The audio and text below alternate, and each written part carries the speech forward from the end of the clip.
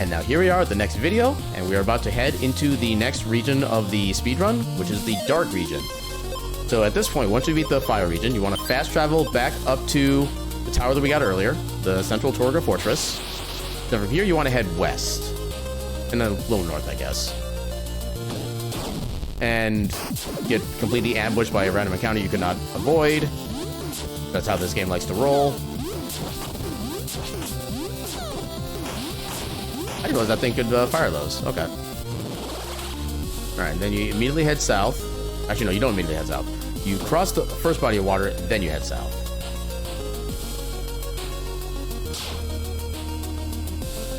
Yeah, kind of just keep heading straight south from there. Cross these double flames. Avoid the random encounter. And you enter the haunted marshlands. Yeah, this one doesn't have anything too, like, concerning as far as, like, platforming goes. There's a handful of pits in here, and they are in kind of darkened areas, but they're not really super concerning. Although this does have the first area that gives, in my opinion, the worst status effect in the game, which is Curse. What Curse does is, okay, well, thankfully that's not Curse, but what Curse does is it reverses the directional control pad that you have. Also, you do need fire activated in order to open up these torches to open up the store. There are some other doors you can open up like this, but none of them are really useful in the speedrun. Also, I love how that actually got rid of our poison. That's actually kind of a fun thing to know. But yeah, the curse ability is... I hate it so much. It makes some section of this game just so absolutely terrible to play through.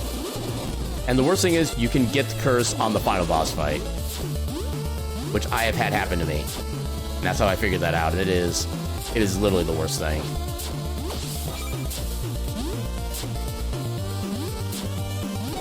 Oh, come on.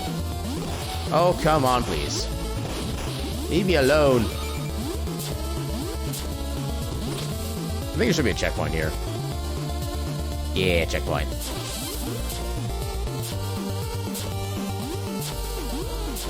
Uh-oh, and this is why you always have the wind spell equipped.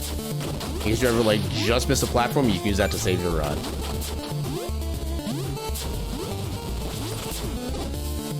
I don't actually need that health anymore. Ow. Thank you. That was a quite extended hitbox there.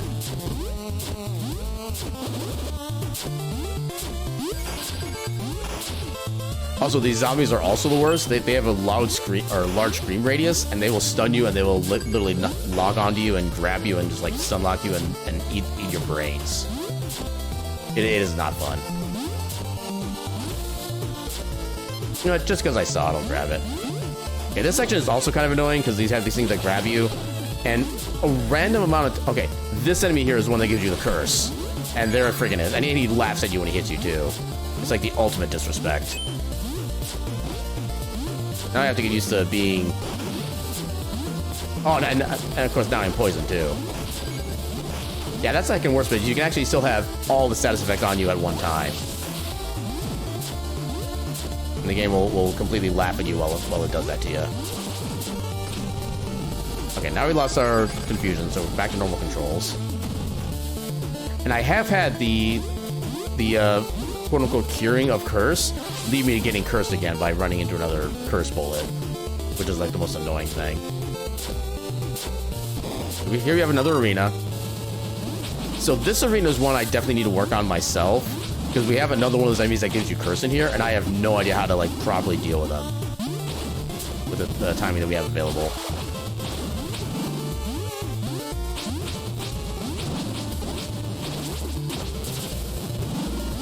Okay, so as long as I stay here, he won't respawn again until I'm good and ready. I'm gonna try to make use of this.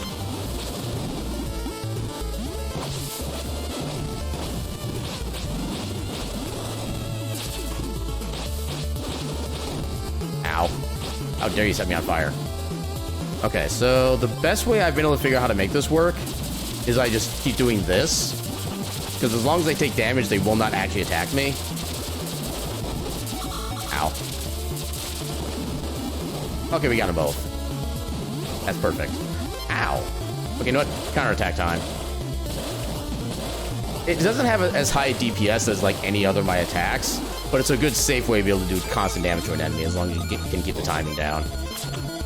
It is so handy for that. Oh, I didn't realize pressing down would also grab onto the ladder. That's good to know.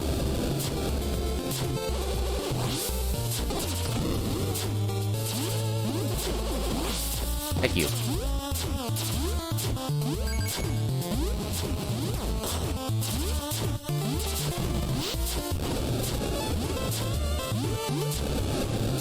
Yeah, the rest of the the rest of the stage is pretty straightforward, I would say.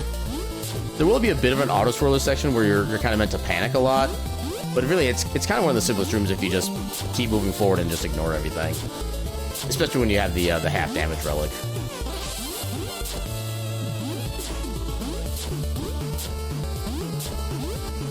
Yeah, stay above this guy because he can be kind of annoying if you let him be.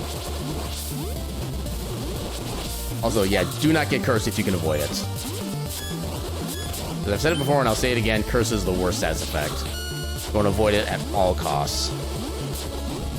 Well, except for, you know, death. Death is not an appropriate cost, but literally any other cost. Ah, dang it. Didn't time that right.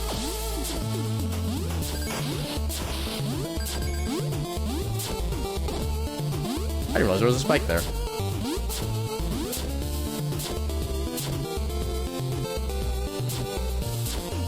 I have a little free healing to give you here. It was nice of them to put there.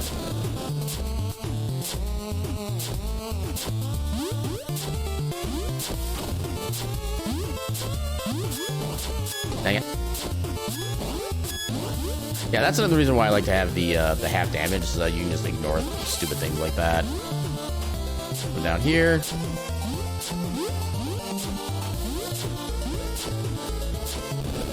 And here comes a relatively short auto-scroller section.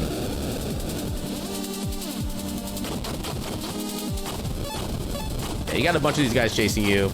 Just ignore them. Just keep moving forward. How did nothing happen to them? Normally if you jump on their heads, they kind of just like crumble for a little bit. That one didn't do that for some reason. I don't know why. Yeah, you can pretty much just like stay constantly right here minding the platforms, and you'll be completely safe.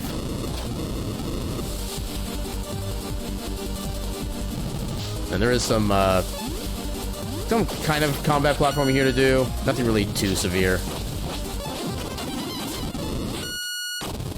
You can try to get XP here if you want to. It's kind of not really worth it. It's not worth the effort. Why are there only 2 of them? Oh no, okay, one hasn't spawned yet. You're supposed to have, I think, 4 of those guys chasing you at this point. For some reason, like, there's always one that's missing by the time I get through it.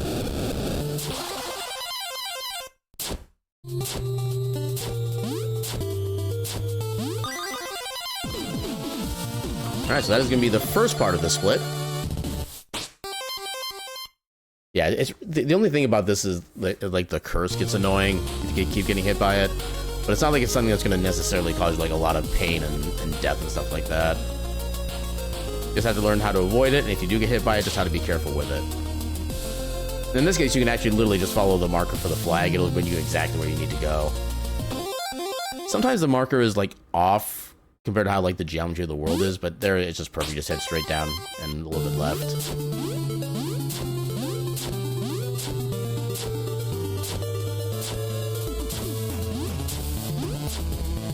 Oh, I was trying to bonk him, but I failed.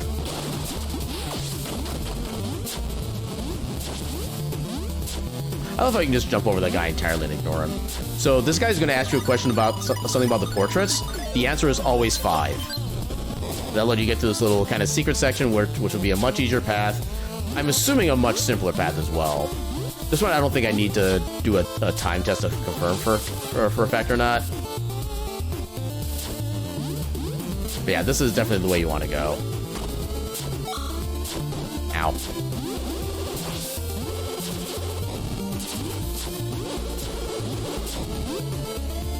Now you always have to wait for a little bit in this cycle, which is unfortunate.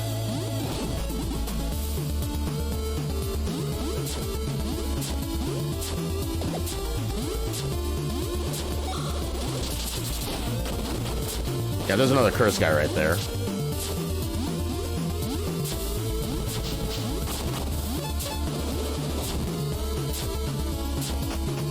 Dashing across a bridge, trying to dodge the enemies.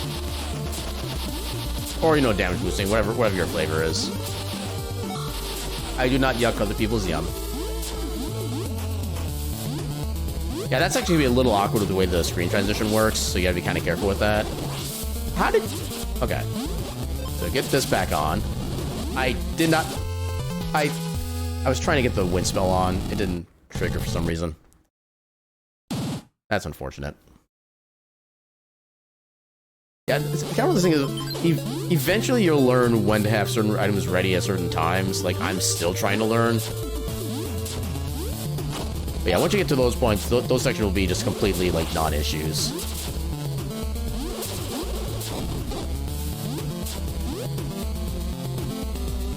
I do wish there was a faster way to go through, like, sections like this. But to my knowledge, there really isn't a way, so we just kind of deal with it.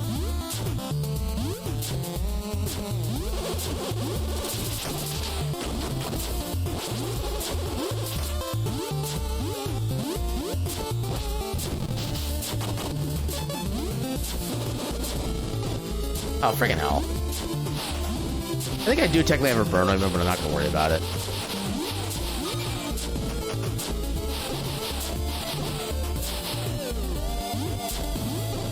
Next, we still have a decent bit of health. We have half damage. And we have the health potion we just picked up there. That works too. Yeah, dash to that.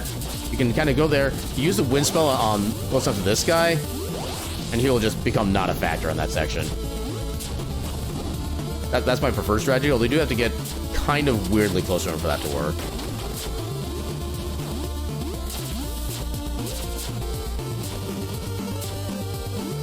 Dang it. Alright, then we go up to the boss fight of this region. His name is Deegan. I'm out of magic. Here's the checkpoint. This is where we'll fill everything. So this one, I think his second attack in his chain, you actually want to stay kind of close to him and try to reflect all the bullets because he does a bunch of damage. It's either this boss or one of the later bosses that does that.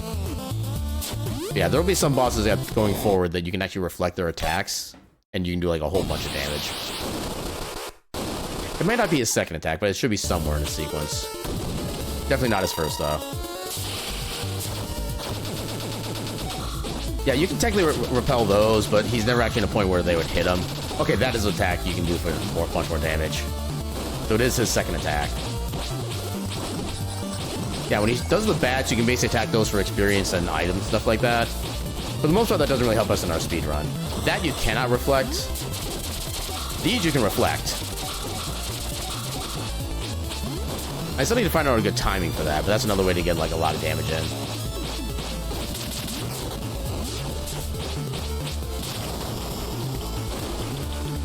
Button mash to get rid of the stun. These are small potions, so let's just grab one now. Why not?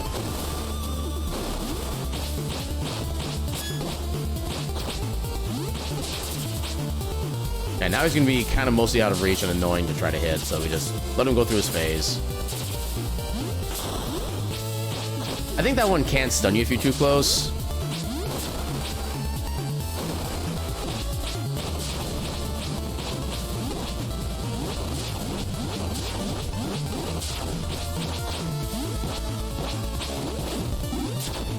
I didn't know he could summon those enemies.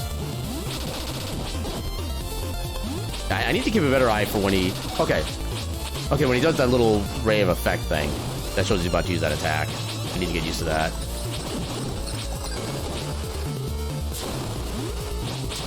There we go. That fight felt a little slower than normal, but yeah, for the most part, you just kind of go up at him and try to button mash your attack at him. If you see him getting ready to do like the big beam attack, reflect all those to him. It does like so much damage.